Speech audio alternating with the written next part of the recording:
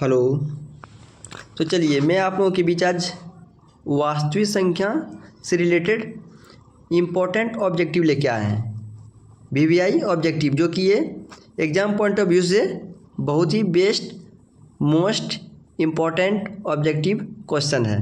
ठीक है, तो चलिए क्वेश्चन नंबर 1 को देखते हैं। क्वेश्चन नंबर 1 को देखिए। सबसे पहले आप लोग ये देखिए, इसका नाम क्या है? ए, ये बी है, ये क्यू है, ये आर है। जो भाग देते हैं हम लोग, देखिए भाज्य बराबर भाजक गुना भागफल जोड़ शेष। देखिए इधर जैसे ए बराबर बी क्यू प्लस आर होता है। तो आर क्या है? आर क्या है? ये जीरो से बड़ा होगा आर, या फिर जीरो के बराबर होता है। और लेस देन बी, बी से क्या होगा?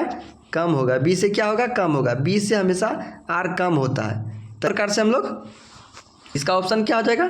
इसका ऑप्शन डी हो जाएगा। क्या हो जाएगा? डी। ठीक है, चलिए ऑप्शन डी हो जाएगा। तो चलिए क्वेश्चन नंबर 2 को देखिए। क्वेश्चन नंबर 2 को देखिए, क्या दिया हुआ है? परिमेय संख्याओं और अपरिमेय संख्याओं के समूह को क्या कहते हैं? परिमेय संख्या और अपरिमेय संख्या के समूह को क्या कहते हैं? क्या कहते हैं?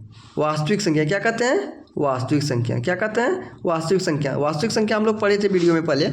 तो वास्तविक संख्या क्या होता है?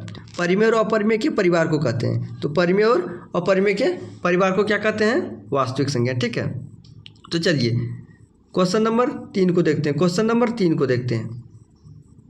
क्वेश्चन नंबर 3 को देखते हैं। ठीक है, क्या पूर्णांक संख्याओं को संख्या रेखा पर व्यक्त किया जाना संभव है? क्या पूर्णांक संख्याओं को संख्या रेखा पर व्यक्त किया जा सकता है? हाँ, व्यक्त किया जा सकता है।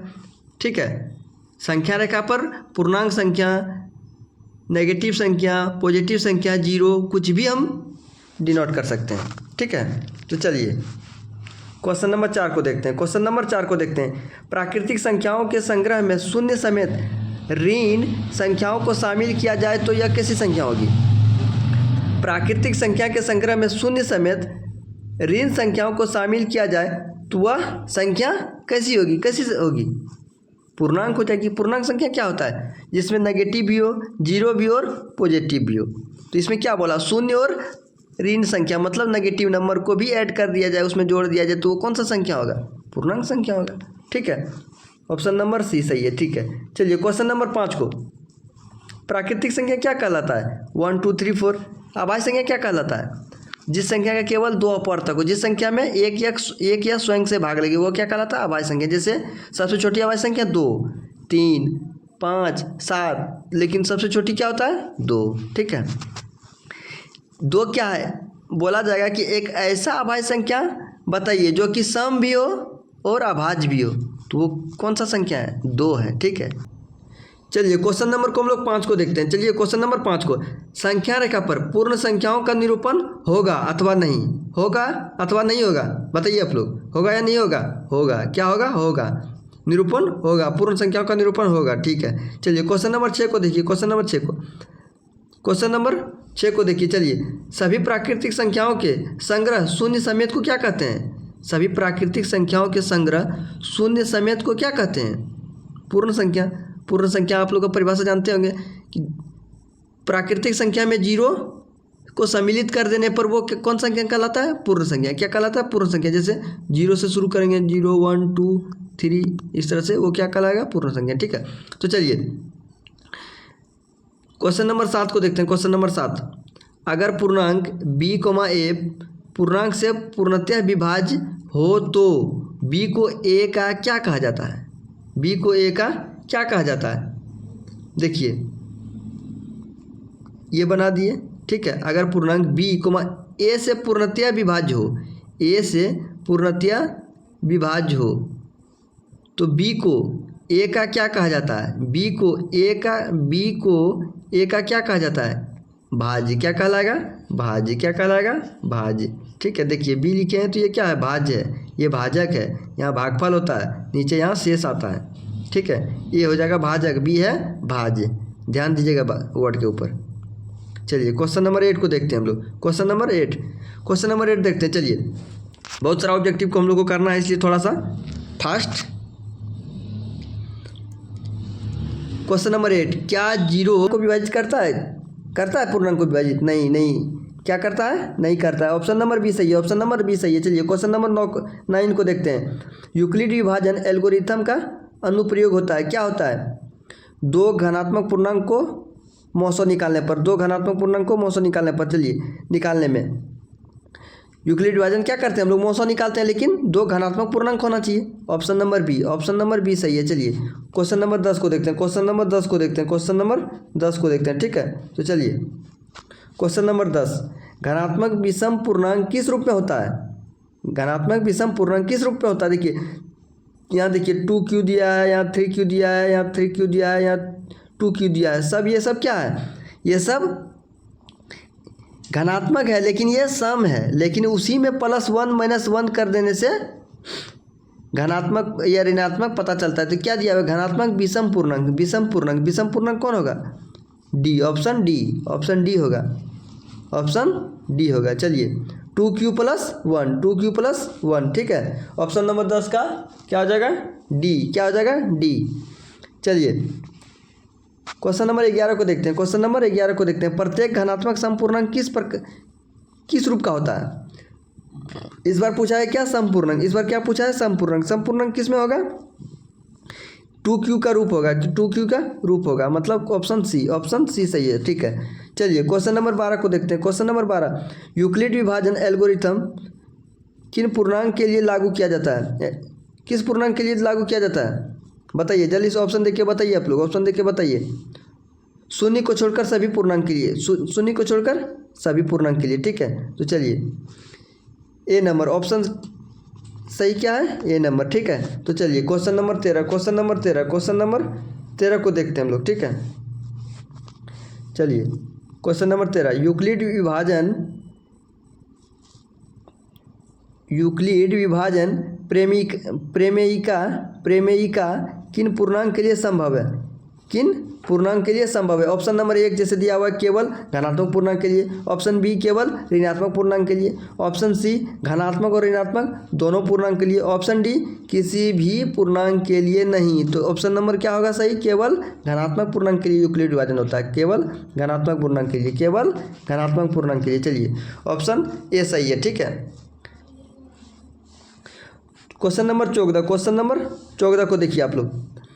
दो घनात्मक पूर्णांक ए बी, HCF सबसे बड़ा पूर्णांक डी है, तो डी द्वारा विभाजित होगा, क्या होगा?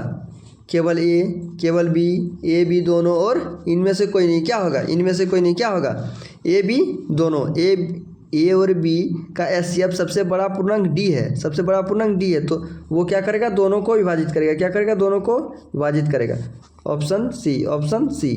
चलिए क्वेश्चन नंबर 15, क्वेश्चन नंबर 15 को देखते हैं। चलिए क्वेश्चन नंबर 15 को देखते हैं। दो धनात्मक पूर्णांक सी और डी, सी ग्रेटर देन डी है हो तो भागफल तथा शेषफल आर है। भागफल तथा शेषफल क्या है?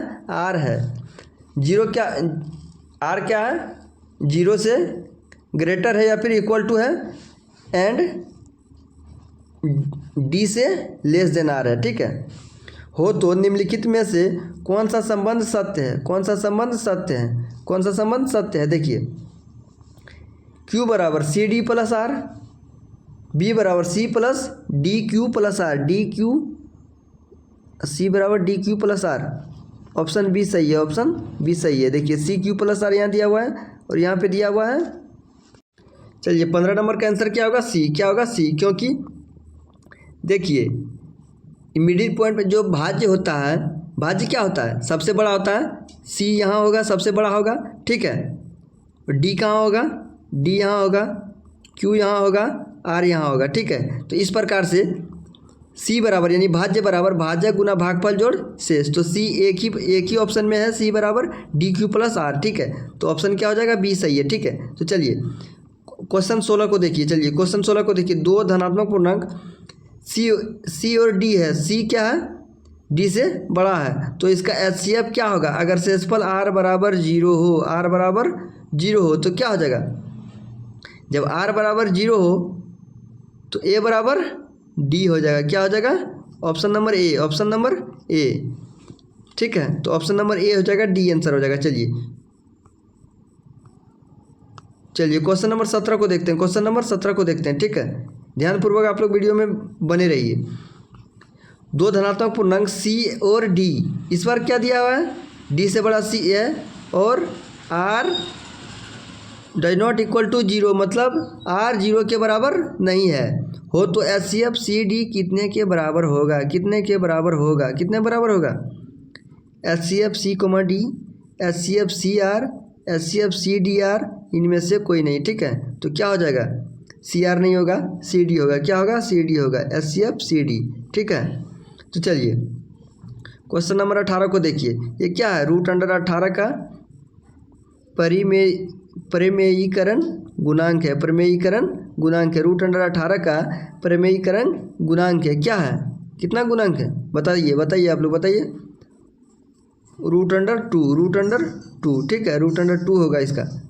चलिए क्वेश्चन नंबर 19 को देखते हैं। क्वेश्चन नंबर 19 को देखते हैं। क्वेश्चन नंबर 19 को देखते हैं। अपरिमेय संख्या को P/Q के रूप में व्यक्त किया जा सकता है, क्या व्यक्त किया जा सकता है, Q = नॉट 0, क्या होगा, ये क्या होगा, हाँ होगा, क्या होगा, हाँ होगा कि नहीं होगा। अपरिमेय संख्या को P/Q के रूप में व्यक्त किया जा सकता है, नहीं, क्या होगा, नहीं, तो क्या होगा, नहीं, ठीक है। ऑप्शन नंबर ए सही है, ठीक है। तो ध्यानपूर्वक क्वेश्चन को पढ़िएगा। अपरिमेय संख्या दिया है, यदि थोड़ा सा भी इधर उधर ध्यान रखिएगा तो अपरिमेय को परिमेय में कन्वर्ट हो जाएगा और या हाँ में आप आंसर दे दीजिएगा। इसलिए ध्यान से क्वेश्चन को पढ़िएगा कि अपरिमेय दिया हुआ है, ठीक है। तो चलिए क्वेश्चन नंबर 20 को देखिए। यूक्लिड विभाजन एल्गोरिथम दो धनात्मक पूर्णांक के निम्न में किसे परिकलित करने की तकनीक है। यूक्लिड विभाजन से दो धनात्मक पूर्णांक से क्या होता है, बताइए आप लोग बताइए। देखिए ऑप्शन देखिए, लॉस ऑफ मॉस ऑफ भागफल शेषफल, क्या होता है, यूक्लिड विभाजन से क्या निकालते हैं हम लोग, मॉस ऑफ निकालते हैं।